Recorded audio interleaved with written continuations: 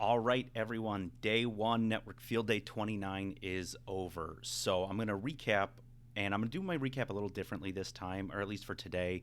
And that's partly because Broadcom and Cisco, they gave multiple pretty in-depth presentations that I mean, they didn't all go in completely different directions. Some of them were in the same path, mostly for Broadcom, but I just think it'll be easier for me to just break each vendor up into their own video. And the first off today, we started with Broadcom.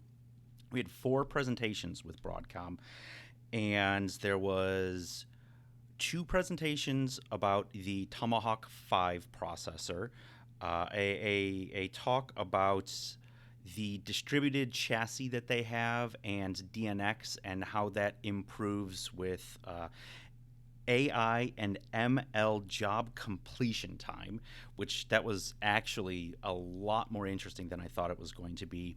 And then they wrapped up with the Trident 4C processor ASIC. So something that I learned about Broadcom, and I'll be very honest, I didn't know a ton about Broadcom, is how broad like their platform really is, and how many different places Broadcom chips and devices are in the world. Apparently, didn't know this. Broadcom is one of the leading manufacturers for LEDs on the backs of network cards. It's kind of cool. But they weren't here to talk about blinky lights. They were here to talk about processing and two, three switches. I think it really came down to, or processors. So they do something a little different with three different classifications of switching type. So enterprise, hyperscale data center, and service provider. They have specific processors for each of those switching segments. So it's the Trident for enterprise, the Tomahawk for hyperscale and DC, and Jericho for service provider. And that varies from, let's say, how Cisco does it.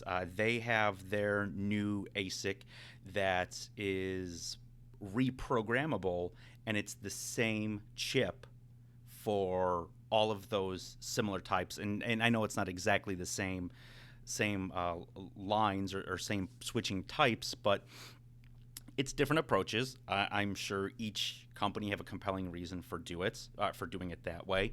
But one thing that Broadcom is able to do with those different processors for those different types of switching is at least keep the same API across the entire stack, and it's a single SDK as well. So on the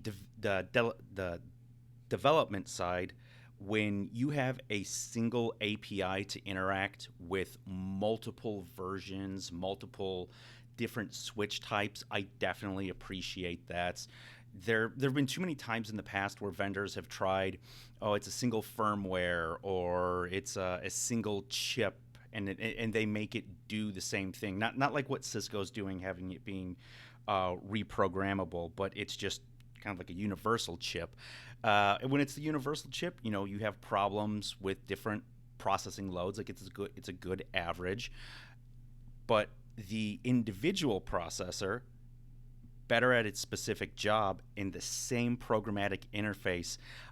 I just think that's smart. It's very smart to do it that way, because you don't, as a developer, aren't going to want to have to retool everything to different APIs just based on where the switch is working. So I really like that approach across the board. So a couple of highlights from the Tomahawk 5 that we went through. It's fast, super fast. The stat that they gave us was 51.2 terabits per second, and that's up from 640 gigs per second from 2010. So 12 years. I mean, that's I should have written it down, but the magnitude there is just massive, from 640 gigs to 51.2 terabytes. It's just absolutely insane.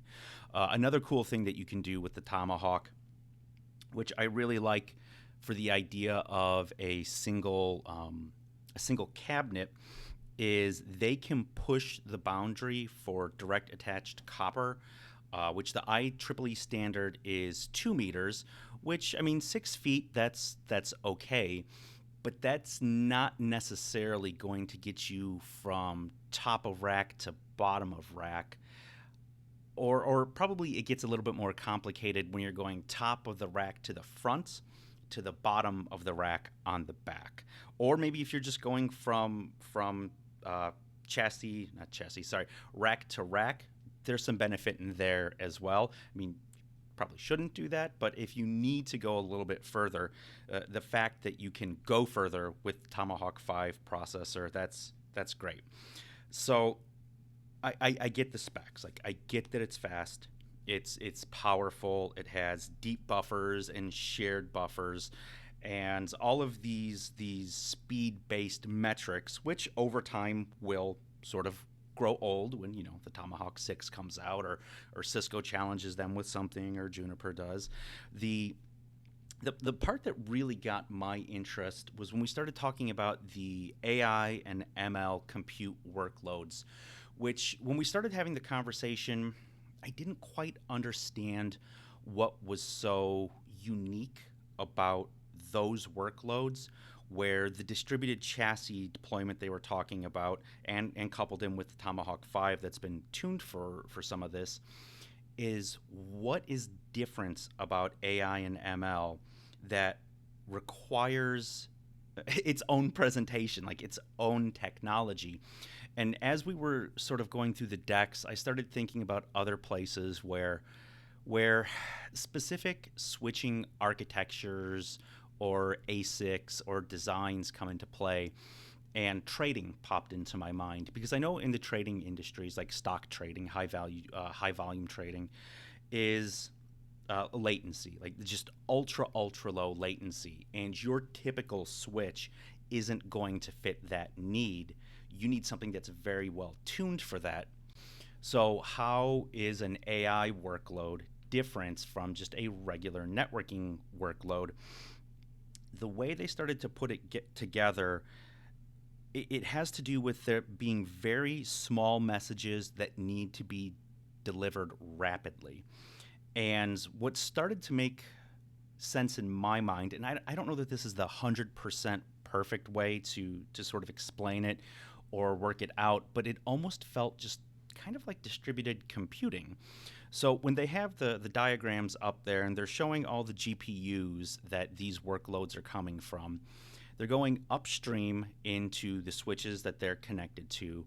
Then let's say it's 4 jobs that finish at the same time. Rather than sending all 4 jobs down 4 different paths, they take the workloads and let's say they have 4 paths. They split that first job into 4 messages and send them all simultaneously through this mesh network to their endpoint. And it kind of felt like SETI at home. Like you take this big job, you chop it up, and SETI at home, you compute it all at different times, and then it comes together. But it just sort of made sense in my mind that that would be a way that you could split it up, and then through the network, push it all through so it gets there a little bit faster. And I don't know if that's the right explanation or if that's the right way to kind of try and frame it differently for something that's been out there for quite some time. But that worked in my mind. And I don't know if that it computes for you. Haha, computes for you. But that was the way that it made sense for me. So that was the Tomahawk 5 and the distributed cluster with DNX on how they are helping those switching loads.